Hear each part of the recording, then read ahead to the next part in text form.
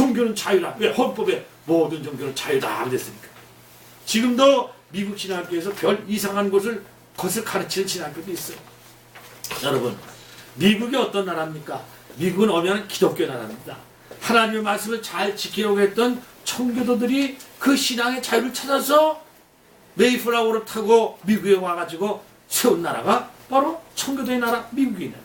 성경 말씀 중심으로 세워진 나라입니다. 그런데 모든 교육에서, 학교에서 어린아이들, 청소년들, 대학생들 모두에게 성경을 없애버렸어요. 종교는 자유라는 명분 안에 그랬더니 어떻게 되었다는 겁니까? 미국 학생만이 아니라 모든 미국인들 사이에 자신의 존재성을 잃어버렸어요. 자부심, 자긍심을 잃어버렸다는 얘기입니다. 내가 하나님의 형상을 닮은 하나님의 자녀라는 사실을 잃어버렸어요.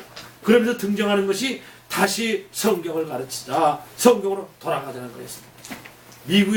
미국이 뿌리는 성서인데 성경을 저버리니 자신의 존재성이 없어진 거죠. 그러면서 강요들과 교육자들 그리고 많은 지식인이 만화 영화사 디즈니랜드사와 합작해서 만든 영화 한 편이 있었는데 여러분들 중에도 본 사람이 있을 거예요. 라이온 킹이라는 영화 맞습니까? 네. 라이온 킹. 라이온 킹. 미국 신학교에서는 이 만화 영화를 가지고 교수들이 강의를 해요. 거기 아프리카의 밀림이 나오고 그리고 동물의 왕인 라이온이 나옵니다. 사자 아들이 나오면서 You are going to be king. 너는 왕이 될 거야. 그런데 이 아들이 소떼가 지나가는 곳에 있다가 죽을 놈에 빠졌는데 아버지 라이온이 자신의 목숨을 내던지면서 아들을 구하지. 그리고 아빠 라이온이 죽습니다. 삼촌 라이온이 와가지고 내가 아빠를 죽였다 라고 죄의식을 풀어놓죠. 너는 아빠를 죽인 사람이다. 삼촌이 사실 꾸민 일인데 어린 라이온에게 뒤집어 씌우고 정죄함을 갖게 하는 거예요. 여러분, 이 정죄가 무서운 겁니다. 나는 죄인이야. 나는 못해. 나는 죽어야 돼. 그 사람 죽게 되는 거예요. 이거 정죄야, 정죄. 결국 어린 라이온이 견디다가 도망가지. 이 어린 라이온이 그 다음 간 곳에서는 돼지들 새끼들과 함께 춤을 추고 뭐 하루하루 캐세라세라 하면서 사는 거야. 자신이 누구인지를 모른 채로 그냥 시간이 지나가는 거야. 그들과 놀고 자신을 망각하며 살고 있다. 나는 누구인가를 잃어버린 거야. 이 영화가 무엇을 말합니까? 모든 영화 곳곳에서 어린 아이들에게 심어주는 것이 너는 왕의 아들이다. 그걸 말하는 거예요. 즉 정체성을 심어주는 영화예요. 어린 라이온이 성장해서 성년이 되었는데도 여전히 돼지 새끼들과 어울려 삽니다. 그리고 그렇게 하다가 여자 라이온을 만나요. 암컷 사자를 만났다는 얘기지. 속국장난 여자친구가 와서 말합니다. You are the son of king. You are the son of king. 너는 왕의 아들이다. 가르쳐주는 거예요. 정체성을 가르쳐주는 거예요. 그래도 라이온은 오직 자신의 정체성을 빨리 깨닫지는 못합니다. 그런데 어느 날 숲속 호숫가에서 물에 비친 성장한 자신의 얼굴을 딱 보니까 어릴 때는 몰랐는데 호수에 비친 그 옹달샘에 비친 자기 얼굴이 아빠의 모습과 같거든. 아빠를 봤었잖아요. 아버지를 떠올리게 됐죠. 그리고 그때 마침 하늘에서 이런 소리가 들립니다. 나의 사랑하는 아들아, 내가 너를 기뻐하노라. 여러분, 성경을 읽으신 분들은 이게 무슨 소리인지 알아요. 어디서 많이 듣던 소리인데 예수님이 세례 요한에게 세례받을 때 하늘에서 소리가 났는데 그때 하신 말씀이 This is my son. 내 아들이다. 내가 기뻐합니다. 이때 이 사자의 피가 거꾸로 솟아오릅니다. 자신의 존재가 누구인지를 알게 된 거죠. 나는 왕의 아들이다. 그리고 다시 밀림으로 돌아가서 모든 세계를 평정하고 왕이 된다는 스토리의 영화입니다. 맞습니다. 우리는 세상에서 그냥 썩어질 그런 존재가 아니에요. 저 여러분은 마귀의 자녀가 아닙니다. 저 여러분은 하나님의 닮은 존재입니다. 하나님의 자녀입니다. 하나님의 자녀는 하나님의 자녀답게 살아야 합니다. 여전히 돼지 새끼와 어울려 사는 것이 아니라 하나님의 자녀임을 깨닫고 성결하게 거룩한 하나님의 자녀로 살아야 하는 것이에요. 그런데 그래서 오늘날 21세기에 살아가는 우리에게 가장 중요한 단어 두 개가 있는데 바로 변화와 관계입니다. 변하지 않으면 다 도태돼요. 어떻게 변합니까? 찬송가 289장에 보면은 주 예수 내 마음에 들어와 계신 후 변하여 새 사람 되고, 이런 구절이 있어요. 예수님이 우리 마음속에 들어오면 변화가 시작이 됩니다. 새로운 피조물이 됩니다. 어떻게 변화가 된다고요? 주 예수 내 마음에 들어와. 주 예수 내가 모셔야 돼요. 주님이 들어오므로 변화의 사람이 된다는 거예요. 주님이 들어오는 것이 무슨 뜻이에요? 예수님을 영접하는 걸 말하는 거예요. 내가 예수님을 믿겠습니다. 아, 하나님 아들 예수님이 나와 같은 죄에서 이렇게 일하셨군요. 내가 그것을 믿습니다. 그러는 거예요. 그래서 주님과 관계되어야지 변화가 된다는 것입니다. 우리는 죄악된 세상에서 죄인으로 머물 수가 없어요. 세상 생명으로 변화되고 이 세상에서 하나님이 원하시는 삶을 살아야 하는 것입니다. 저와 여러분들은 하나님 닮은 존재라는 것, 인간은 즉 여러분과 나는 하나님과의 관계 속에서 있는 존재임을 알아야 합니다. 여러분들은 다 아무리 부정한다고 해도 하나님으로부터 관계된 사람이에요. 하나님과 관계되지 않으면 사람이 자신의 존재를 알지 못합니다. 내가 하나님과의 관계가 끊어지면 아무것도 아니라는 거예요. 지금까지 이 신학계에서 신학의 거장이라는 성 어거스틴이라는 말 들어봤죠? 성 어거스틴. 신학계에서는 이 공부의 반을 이 성 어거스틴 사상으로 도배할 정도예요. 근데 이 사람이 어떤 사람인가 하면 아주 비상한 인물입니다. 철학, 신학, 모든 것에 다 손을 대봤어요. 특별히 이 사람은 그렇게 여자를 좋아했어요. 응? 창녀들과도 살아봤어요. 이미 나이 13살인가 14살 때 이미 창녀와의 관계에서 난 아들도 있었어. 이렇게 타락한 사람. 갈 때까지 다 봤어요. 그런 그가 하나님을 알고 예수님을 영접한 다음에 변화가 됩니다. 그래서 쓴 것이 참여록이에요. 그 참여록에 이렇게 써 있습니다. 어거스틴이 하는 얘기예요. 내가 그 어디를 찾아봐도 나에게 평안은 없었다. 그리고 드디어 나는 하나님과 관계를 통해서 평안을 찾을 수 있었다. 즉 하나님을 알고 예수님을 영접한 후에 내 안에 평안이 왔다는 얘기죠. 여러분, 어떤 분은 이렇게 말합니다. 목사님, 그러면 우리가 하나님 형상을 닮았다고 하니까 제 얼굴과 하나님 얼굴이 닮았겠네요. 우리 얼굴이 하나님 얼굴과 똑같습니까? 하나님 형상대로 만들었다면서요. 이렇게 묻는 사람이 있어요. 여러분, 하나님이 우리 육신의 얼굴과 똑같은 분입니까? 이건 성경을 잘 모르는 소리예요. 인간이 하나님을 닮은 존재이지만 무엇이 닮았는가 하면 영이 닮았다는 거예요. 영이. 요전 시간에 말씀드렸죠. 동물은 영이 없다고. 근데 사람은 영이 있어요. 하나님은 영이시라. 영이시니 영과 진리를 예비할지니라 그랬잖아요. 그렇기 때문에 우리 영적인 존재이기 때문에, 영이 있는 존재이기 때문에 하나님을 찾게 되어 있습니다. 하나님이 생기를 불어넣어 생명을 받았다는 거예요. 자, 거기 글에 보면은 이런 말씀이 있죠.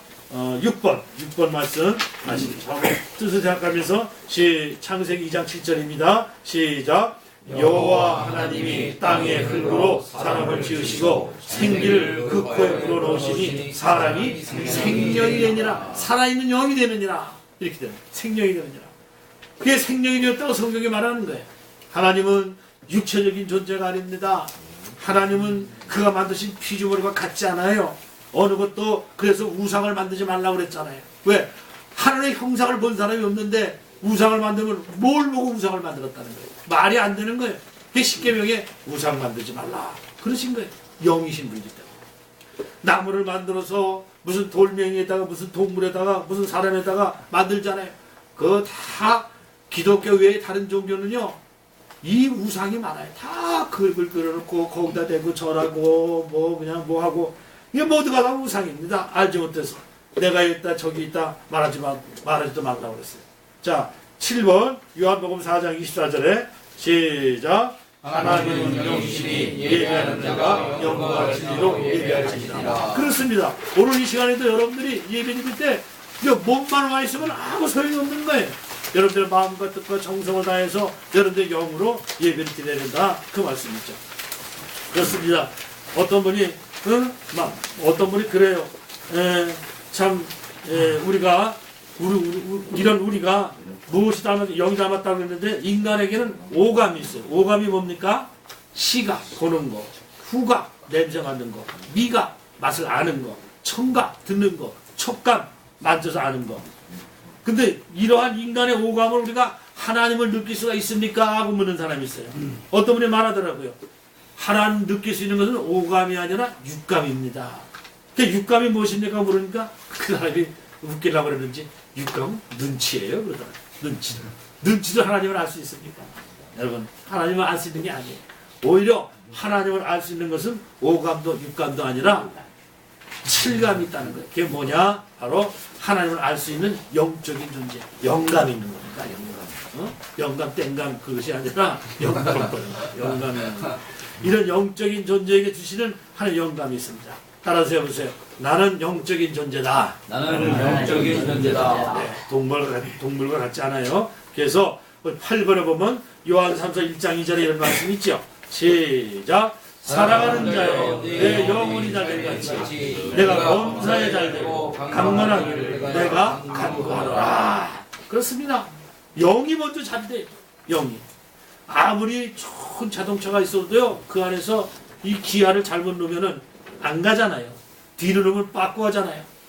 우리 영이 겉으로 보기에 뭐 멋있게 생긴 것 같아도 이 영이 죽어 있으면, 영이 하나님과 관계를 맺고 있자면 그건 쓰레기나 마찬가지. 아무 소용이 없어요. 사랑하는 자여, 그래서 사랑하는 자여 내 영혼이 영과 혼이 잘된 같이 내가 범사에 잘되고 강건하기를 내가 간구하더라 하고 사도 요한이 이렇게 얘기한 겁니다. 인간은 육적인 존재이면서 또한 정신적인 존재이면서 영적인 존재입니다. 그렇습니다. 우리가 성경은 내 영혼이 잘된 같이 범사가 잘된다고 말씀했는데 기분 따라서, 육신 따라서 신앙생활하는 게 아니에요. 내 기분이 좋으면 예배 드리고 기분 나쁘면 예배 안 드리고 그럴 수가 없는 거예요. 우리 하나님 자녀들은 예배는 필수입니다. 우리 영혼이 잘된 같이 범사가 잘 되는 거예요. 한국 사람은 이런 말 잘합니다. 에따 기분이다. 난 기분에 살고 기분에 죽는다. 뭐 좋은 뜻으로 하는 얘기겠지만 우리 기분대로 사는 존재가 아닙니다. 말씀대로 살아야 되죠. 하나님과 올바른 관계 속에서 살아가야 합니다. 인간은 정신적인 존재만이 아니라 육체적인 존재만이 아니라 영적인 존재임을 까다래요. 오늘 하나 여러분 나는 하나님의 형상을 닮았다. 나는 영적인 존재다. 이것만 꼭 잊지 마세요. 다른 건 다 잃어버려도 하나님과 관계를 맺어야 자신이 영적인 존재임을 아는 겁니다.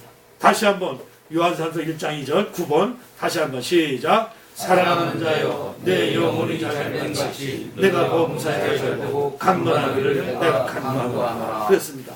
오늘 말씀 나는 누구인가라는 이 대답에 나는 하나님과 닮은 존재다. 나는 하나님과 관계되어진 존재다. 나는 영적인 존재다.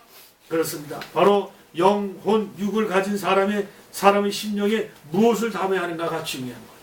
무엇을 담아야 하는가. 성경은 우리를 뭐라고 말합니까? 깨지기 쉬운 질그릇과 같다고 그랬어요. 육체도 정신도 영도 깨어지기가 쉽다는 거예요. 그 깨어지기 쉬운 존재들 바로 너희 안에 이것을 담으라고 그러는데 우리가 말씀을 보면 아무리 영이 있다 하더라도 그 안에 하나님의 은혜가 없는 사람이 있습니다. 하나님의 은혜를 담지 않고 세상 것을 담으면 아무 소용이 없는 것이에요. 아무 소용이 없는 거예요. 인간의 노력이 중요하죠. 교육도 중요합니다. 또 훈련도 중요합니다. 그런데 그 위에 무엇이 있어야 되느냐? 바로 하나님의 은혜가 있어야 돼요. 하나님의 도우심이 있어야 합니다. 인간이 인간 되기 위해서는 무엇이 필요하냐? 바로 하나님의 은혜가 필요합니다.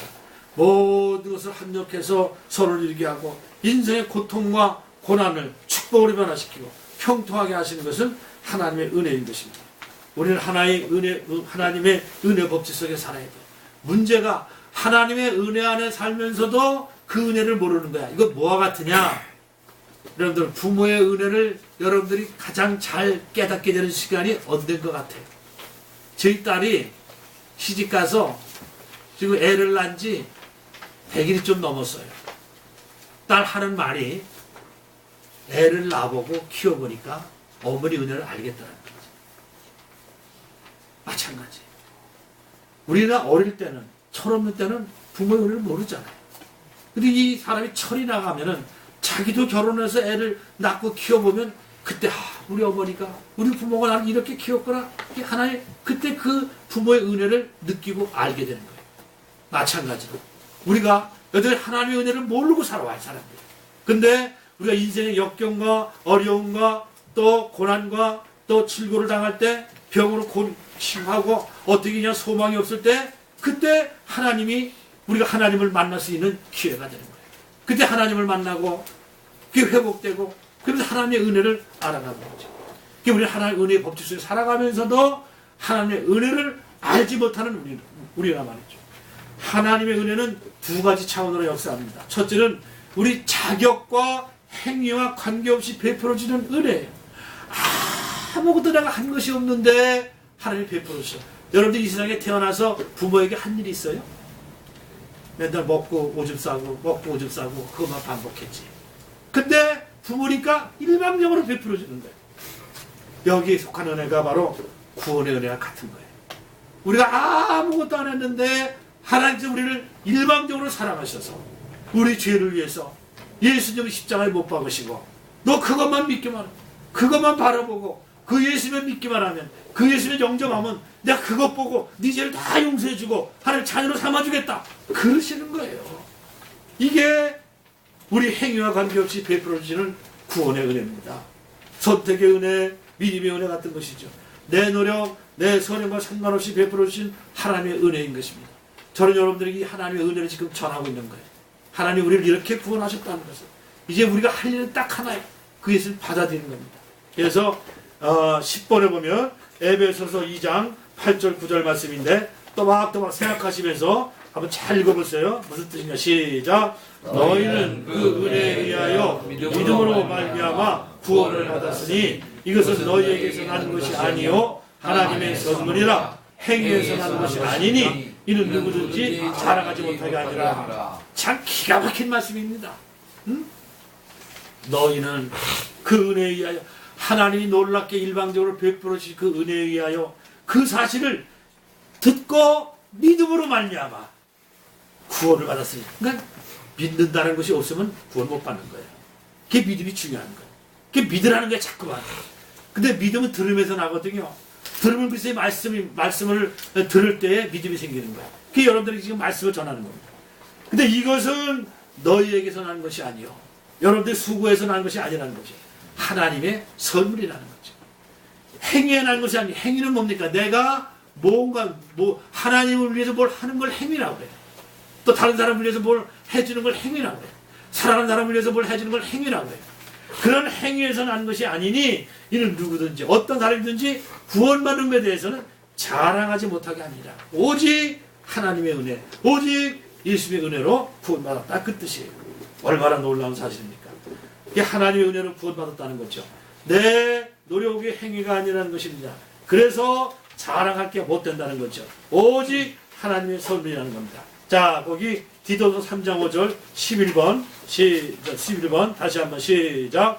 우리를 구원하시되 우리가 행한 바 의로운 행위로 말미암지 아니하고 오직 그의 국민하심을 따라 중생의 시승과 성령의 새롭게 하심으로 하셨나니. 또 반복해서 디도서 3장 5절에서 이렇게 말씀하신 거예요. 우리를 구원하시되 구원해 주시되 우리 행한 바 우리가 행하는 의로운 행위로 말미암지 않고 그런 걸로 하지 않고 오직 그의 국민하심을 따라 즉 사랑과 긍휼을 베풀어 주심에 따라서 중생의 것은 거듭나는 겁니다. 거듭나는 거. 새로운 사람 되는 거. 새 사람. 중생의 시승과 성령의 새롭게 하심을 하셨나니. 그렇습니다. 응? 그렇습니다. 구원의 은혜와 선택의 은혜는 나를 하나님의 자녀로 삼아주는 것은 바로 하나님이 값없이 주시는 한량없는 은혜인 것입니다. 내가 하나님을 선택한 것이 아니라는 거예요. 하나님 나를 선택하시고 나를 구원하셨다는 것을 믿는 겁니다. 이 사실을 믿으시기를 주님의 이름으로 축복합니다. 내가 주님 전에 나온 것 여러분들이 피해 산업에 오는 것이죠. 참 여러분들 복받은 사람들 일평생 이 말씀 한번 못 듣고 지옥으로 가는 사람들이 얼마나 많은지 몰라요. 근데 여러분들 이 피해 산업에 와서 한 달 일해서 월급 받고 그것도 참 중요하지만 더 중요한 것은 여러분들의 인생이에요. 여러분들의 영혼이 지옥 가지 않고 하나님의 자녀가 돼서 천국 백성이 될 수 있다는 거, 이 말씀을 들을 수 있다는 것이 복된 거예요. 이런 시간을 할애한 피해 산업 대표님과 모든 직원들에게 여러분 감사하시고, 그것도 여러분들이 뭐 선택해서 된 것 같지만 아니에요. 하나님이 여러분들을 은혜로 이끌어 주셔서 있게 하신 겁니다.